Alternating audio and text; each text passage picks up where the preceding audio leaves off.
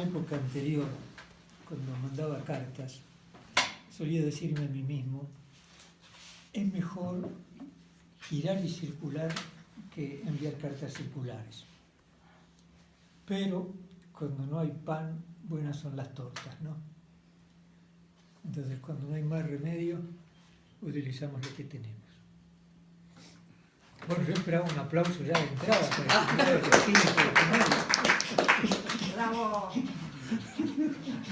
Este es una clase. No como pasa en el pueblo de Pablo Acosta, que no pasa absolutamente nada. Bueno, lo primero que voy a hacer es hacer una presentación del tema del retiro en base a un libro. El libro lo tengo acá, precio módico. Más barato no podría ser en esta hora de una alta inflación monetaria. Lo ha publicado Talita Kum, que significa niña, a ti te lo digo, levántate y anda. Y si se han fijado el monograma, cómo se llama, son dos manitos, la mano de Jesús y la mano de la niña, ¿no? Que la levanta. La importancia de las editoriales, voy a hacer una pequeña propaganda sin gozo de ningún beneficio más que el de la publicación. El autor de un libro llega más lejos gracias a las editoriales. Pensemos, por ejemplo, ese mamotreto de tesis doctoral, si no se lo hubiesen publicado, quedaba ahí, en la audiencia de la defensa de la tesis. Pero las editoriales alargan la voz del autor y permiten llegar a otros lugares y luego perdurar en el tiempo, porque las voces suenan y en un segundo se acallan, mientras que lo que está escrito queda escrito. Pues bien, este es el libro. Si ustedes miran la tapa del libro, van a encontrar que el cuadro que está a mis espaldas tiene algo que ver con la tapa, evidentemente. Por motivo de diagramación hubo que hacerlo de otra manera. Entonces, en la tapa tienen una serie de personajes distintos entre sí, pero que todos tienen algo en común.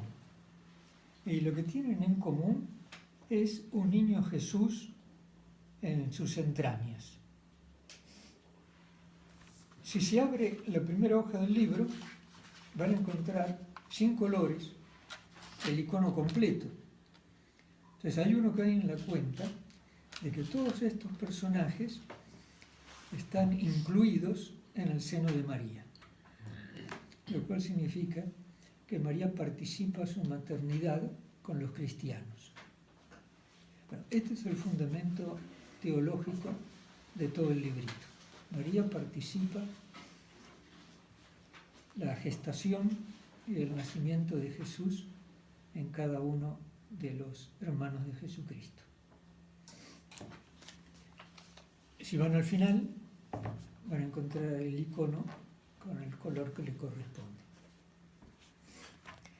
¿Quién es el autor del icono? Si buscan en la primera página, leerán imagen de tapa, icono, maternidad mística mariana, Sergio Rivero. ¿Alguien sabe quién es Sergio Rivero? El Canoso. El Canoso.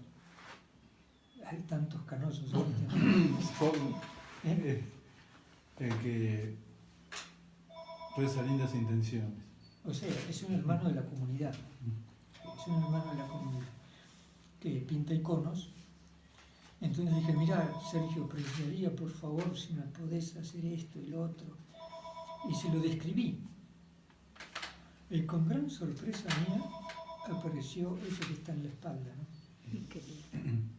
Y me sorprendió porque dibujar y pintar todos esos personajitos y que cada uno sea diferente y que tenga un carácter en sí mismo, y al mismo tiempo que todos tengan al niño Jesús y ubicarlos todos en el seno de María, y conservar las líneas básicas de la iconografía por lo que respecta a la Virgen no es pequeña cosa. Hay también unas palabras escritas en el icono, dice, hasta que Cristo sea formado en ustedes. Ese es un texto de San Pablo en la carta a los Gálatas. Y luego hay un pequeño monograma de 4 letras al costado del cuello de María, sobre el respaldo de la silla, que dice simplemente Madre de Dios. Bueno, esto que parece fortuito, el icono y la tapa del libro, en realidad es una forma de comunicar el contenido teológico de todo lo que voy a decir. ¿Qué quiere decir contenido teológico? Quiere decir cómo Dios ve las cosas. La teología es un intento humano, con nuestra inteligencia, de participar de la razón divina para explicar, dentro de lo que se puede, cómo Dios ve las cosas. Dicho esto, una pequeña palabra sobre la introducción del libro y la conclusión. Y luego vamos a parar. No sé exactamente cuánto tiempo va a llevar, pero vamos a parar. Y luego veremos por dónde seguir avanzando. ¿Para qué estamos en este mundo? Respuesta del catecismo, de primera comunión. ¿Para qué estamos en este mundo? Pregunta. Para amar. Para amar. ¿A quién? A mis semejantes, a mis compañeros, a Dios y a... Estamos en este mundo para amar a Dios y al prójimo. Eso va a redundar en nuestra gloria, que no es otra cosa que participar de la felicidad de Dios en el último día. Otra manera de decirlo, estamos en este mundo para unirnos unos con otros y unirnos con Dios, siendo Dios la clave de toda otra unión. Pues bien, esta unión con Dios ha quedado a lo largo de la historia del cristianismo representada con 3 palabras, o 3 imágenes, o 3 símbolos, o 3 conceptos, o como se quiera decir. Por ejemplo, la filiación divina. Los seres humanos somos hijos e hijas de Dios. Esa filiación es una forma simbólica y al mismo tiempo real, analógica en relación con el Hijo unigénito de Dios, de hablar de nuestra unión con Él. Otra manera sería hablar de una esponsalidad o un matrimonio espiritual con Dios. Establecer una unión que nos transforma tomando como símbolo la esponsalidad. Otra tercera sería hablar de que Dios nace en nosotros, consecuentemente el símbolo sería la maternidad. Esto último no ha sido demasiado usado en la historia de la espiritualidad cristiana, en algunos momentos más o poco, en otros momentos casi nada o poquísimo. Es decir, que la metáfora o el símbolo filial, la metáfora o el símbolo esponsal y la metáfora o el símbolo maternal van a establecer una relación de nosotros con Dios. ¿Por qué los símbolos son importantes? Los símbolos son importantes porque hacen relación al afecto, a la sensibilidad. ¿Sí? Los símbolos despiertan sentimientos, cosa que no hacen los conceptos. Un concepto es una forma de traducir en palabras una idea. Mientras que un símbolo, esa idea la reproducen en forma de color, en forma de forma, algo que resulta visible, etc. Los conceptos también pueden llegar a despertar de una u otra manera afectos. Creo que el ejemplo más sencillo es la rabia que uno se agarra cuando alguien utiliza un concepto despectivo para referirse a mí. Sos un soberano idiota.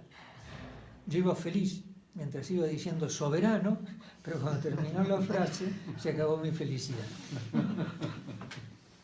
Pero los símbolos, si alguien hace una caricatura absolutamente ridícula de mi humilde persona, evidentemente que me va a llegar más todavía que el simple concepto. Entonces, esto es importante respecto a las metáforas y los símbolos. La metáfora y el símbolo materno no ha sido demasiado utilizado, como sí lo ha sido la metáfora y el símbolo filial o esponsal en la historia de la espiritualidad. Una vez que el afecto queda movido por el símbolo, el afecto mueve a la acción. Es decir, el afecto mueve a obrar. No hay vuelta, somos como el burro y la zanahoria, ¿no? Los seres humanos nos movemos en la medida que estamos afectados. Cuando no estamos afectados, el principal afecto es el amor, no hay duda.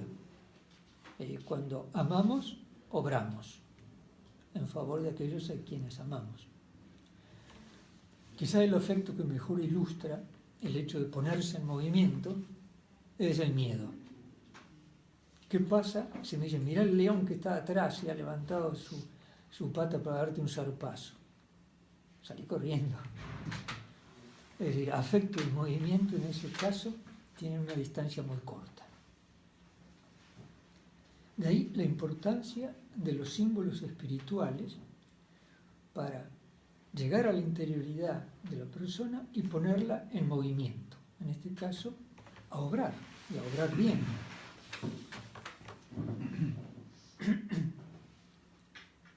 Hay en las Sagradas Escrituras algunos textos que se refieran a el cristiano como madres de Jesús. ¿Hay o no hay? Si no lo hay, tendríamos que decir, bueno, Dios no se valió de ese símbolo en la revelación bíblica porque lo consideraba que no tiene ninguna importancia. Entonces, ¿hay o no hay? Hay. Bueno, ya antes hice referencia al texto de San Pablo a los Gálatas, hasta que Cristo sea formado en ustedes, hasta que Cristo nazca en ustedes. Ahora, lo que está implícito en ese texto es que ustedes tendrán que ser madres de ese Cristo. Tendrán que engendrarlo, tendrán que nutrirlo, tendrán que cuidarlo, etcétera, etcétera, etcétera. Pero hay otros textos más directos. Por ejemplo, llegan su madre y sus hermanos y quedándose fuera le envían a llamar. Estaba mucha gente sentada a su alrededor. Le dicen, oye, tu madre, tus hermanos y tus hermanas están fuera y te buscan. Y él responde, ¿quién es mi madre? ¿Quiénes son mis hermanos? Y mirando en torno a los que estaban sentados en corro a su alrededor, dice, estos son mi madre y mis hermanos. Quienes cumplen la voluntad de Dios, ese es mi hermano, mi hermana y mi madre. O sea, más claro imposible, ¿no? Que Jesús llama madre suya a aquel que cumple la voluntad de Dios. Estaba diciendo estas cosas cuando alzó la voz una mujer de entre la gente y dijo, dichoso el seno que te llevó y los pechos que te amamantaron. Pero él dijo, dichosos más bien los que oyen la palabra de Dios y la guardan. Más dichosos que una madre. No es que anula la maternidad, sino que hay algún tipo de maternidad que pueda ser más dichoso. Pero la Escritura habla claramente de esta maternidad. ¿Qué pasó en la tradición?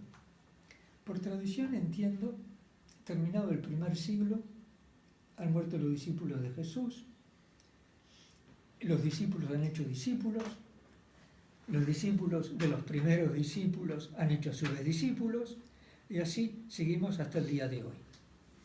Y se ha ido entregando la palabra del Señor, el recuerdo, sus gestos, se ha ido reflexionando sobre lo recibido. Todo eso configura la gran tradición cristiana. Entonces, ¿qué ha pasado con las generaciones subsiguientes? Habiendo leído estos pasajes del Evangelio que acabo de leer. Pues bien, el primero que va a hablar del nacimiento de Dios en el alma va a ser un joven catequista nacido en la ciudad de Alejandría, Egipto, sobre el mar Mediterráneo, un genio, realmente un genio. Se llamaba Orígenes. Él muere en el año 254, ya está muy cerca de la primera generación y del primer siglo.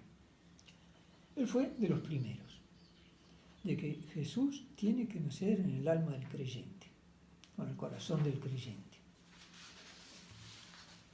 Luego, una cantidad de padres de la Iglesia.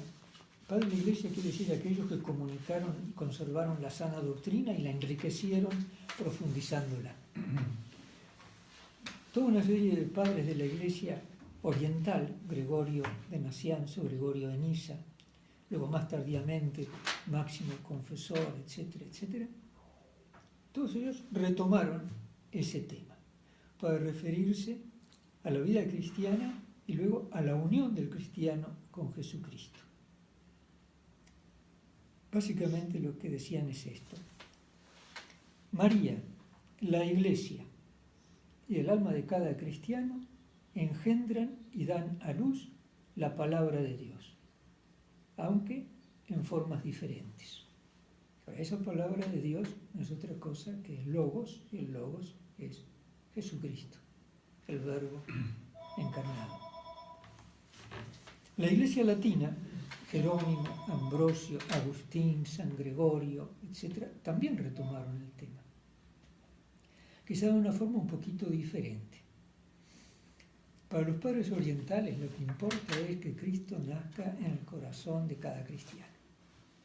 Los padres latinos, presupuesto eso, hablan también de ayudar a que crezca o que nazca y crezca en el corazón del prójimo. Quiere decir que ya ese símbolo se convierte en un símbolo de la evangelización. Pero vuelvo a decir, ¿no? Nadie puede ayudar a que Jesús nazca en el corazón del prójimo si él no lo lleva al propio seno. Eso está claro. Ahora, el libro se trata principalísimamente del nacimiento de Jesús en el corazón de uno mismo, como base y fundamento de una evangelización que va a producir sus frutos. Ahora damos un salto hasta la Edad Media, siglo XII y siglo XIII. ¿Qué nos encontramos en la Edad Media? Nos encontramos que muchos monjes tomaron esa imagen de la maternidad espiritual de Cristo que nace en el alma del creyente. Pero hubo uno que lo convirtió como en la espina dorsal de su enseñanza. Voy a hablar enseguida de él. Seguramente es desconocido para muchos de nosotros. Luego, la tradición dominicana, en el siglo XIII, retomó también el nacimiento de Cristo en el alma, pero sin enfatizar el aspecto de la maternidad, y de una forma más abstracta. Cuando hablo de tradición dominicana me refiero a Santo Domingo de Guzmán y los dominicos. Quizá el más conocido de ellos puede ser Santo Tomás de Aquino, el buey mudo, como lo llamaban, por su tamaño, lo de buey, y mudo porque dicen que hablaba poco, pero todo lo que dijo lo estamos escuchando todavía hoy. Entonces uno podría seguir a los dominicos del siglo XIII, sobre todo Eckhart, Juan Taulero, dado que es ahí donde llega a la cumbre de desarrollo esta doctrina. Pero como es un poco abstracta, es mejor quedarnos en el siglo precedente con los monjes, que son más simples, más simbólicos, con otra forma de hacer teología. Y por eso yo tomé a Guerrico Digny como el prototipo de esta tradición del nacimiento de Cristo en el alma y al mismo tiempo de la maternidad del cristiano respecto a Cristo. Después diré algo sobre él, por la simple razón de que no es demasiado conocido. Entonces, el primer capítulo del libro, luego la introducción, va a tratar de Garricodini. Una palabra sobre su vida, una palabra sobre su obra, y luego la doctrina sobre la maternidad espiritual, en referencia a Jesucristo. Si damos un salto muy grande en el tiempo, no solamente en el tiempo, sino también en la geografía, y saltamos hasta América, siglo XX, nos encontramos con una señora, madre de varios hijos, fundadora de varios institutos, y que su espiritualidad está también centrada en una experiencia, y la experiencia no es otra cosa que la maternidad de Jesús gestándose en sí misma. Por supuesto, en una forma simbólica y analógica. No se trata de una maternidad física como fue en la Madre de Dios, en María, pero con toda la fuerza y el realismo de motivación para entrega de la propia vida y al mismo tiempo de fecundidad espiritual, como puedan llegar a imaginar. ¿Alguien sabe quién es esta persona? Concepción. Bien. Si lo pregunto acá en la comunidad, sigue un silencio solemne. Nadie sabe nada. Yo era Conchita. Ah, ¿es Conchita? Sí, Concepción Cabrera. Bueno, si del norte bajo hacia el sur me encuentro con un escrito en forma de ejercitación, firmado por una ínclita autora desconocida. Me refiero a Telma y esa ejercitación que había escrito sobre el tema de la maternidad mística mariana.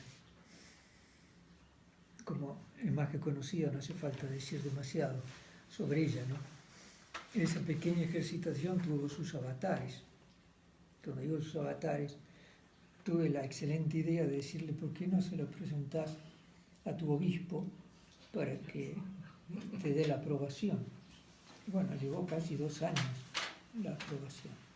Finalmente, con algunas enmiendas sugeridas, enmiendas que realmente eran pertinentes, oportunas, correcciones, quiero decir, aprobó eso. Entonces yo tomé ese texto como base. También hay que dar alguna explicación sobre ese texto, sobre todo para los varones, porque nuestra forma de pensar es un poco más rectilínea y más lógica. Y las mujeres tienen una lógica más compleja, en la cual conceptos, imágenes, recuerdos, memorias, etcétera, afectos, todo se mezcla y se concatena. Pero entre nosotros no se concatena de la misma forma. Entonces, en beneficio de un auditorio masculino, cuando leí ese texto, le dije a Telma, mira, voy a hacer una pequeña introducción al texto. Le hice una pequeña introducción explicativa. Y luego tuve que pasarlo por otra criba para este libro. Por supuesto que Concepción Cabrera también es mujer y tiene su forma de escribir y su forma de pensar. Pero como ella estaba principalmente escribiendo para sus directores espirituales, que eran todos sacerdotes, los 4 principales, hacía también un esfuerzo de comprensión para ellos. No obstante, el vocabulario de ella puede ser un poco curioso, ¿no? Es decir, la palomita que hace su nidito. ¿Quién es la palomita que hace su nidito? ¿Y el nidito? Lo que respondieron las mujeres.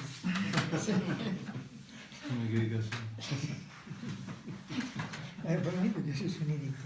Ustedes se dan cuenta cuando todos estos escritos de Concepción Cabrera fueron a parar a los censores en Roma. Lo primero que se le dijo fue de que utilizaba un lenguaje un poco irreverente para referirse a la divina persona del Espíritu Santo. Sí, utilizaba un lenguaje de la naturaleza, ¿no? Bueno, que entre paréntesis lo utilizan los evangelistas cuando hablan del bautismo de Jesús, que en forma de paloma recibió el Espíritu Santo, ¿no? Entonces, los 3 capítulos de este libro se van a referir a 3 personas, textos de estas personas, y luego una conclusión donde muestre qué tienen en común, qué tienen diferente, y qué es la enseñanza con la cual uno se puede quedar. El denominador común. El denominador común es el tema de la maternidad espiritual, en relación a Jesús. No la maternidad espiritual respecto al acompañamiento espiritual de otros, sino respecto a la persona de Jesús. Eso lo tienen en común. Lo segundo que tienen en común es que cada uno reflexiona sobre ese misterio. Y esa reflexión sobre el misterio es la teología. O sea, teologizan, pero en 3 formas muy diferentes. Guerrico, siendo monje, hace un tipo de teología monástica. Concepción Cabrera hace un tipo de teología espiritual.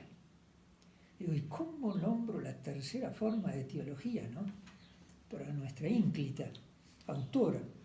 Y digo, bueno, es un tipo de teología doméstica. Eso, porque está hecho en la domus, está hecho en la casa. Esto es lo que tienen en común, son formas de teologizar. Pero hay algo común en estas 3 formas de teologizar: teología espiritual, teología monástica y teología doméstica. Atención, cuando digo teología monástica, no es que se haga una teología sobre la vida monástica, no, sino que el teólogo es un monje y va a reflexionar sobre el misterio de Dios como un monje. Teología espiritual, Concepción es una persona espiritual y va a reflexionar sobre el misterio como una persona espiritual. Y en el último caso, teología doméstica, no es como hacer una teología sobre el hogar y la familia, no, sino que la que se pone a reflexionar sobre el misterio es una persona que, ¿cómo llamarla? Ama de casa, para decirlo en pocas palabras. Y desde ese ámbito hace su reflexión. Bueno, las 3 formas tienen una cosa muy común. Y lo que tienen en común es que son formas femeninas de hacer teología. ¿Tienen la teología monástica? Sí, también. Es una forma femenina de hacer teología. En esto, Guerrico, nuestra Concepción y Telma están todos en el mismo bote. Bueno, no me expliquen ahora qué significa esta impronta femenina de estas 3 formas de reflexionar, ¿no? Porque me llevaría demasiado lejos. Bueno, dicho esto, ¿cuánto tiempo llevamos? 28 minutos. Perfecto, listo. A partir de los 20 comienza el cansancio mental. Entonces, cortemos un momento.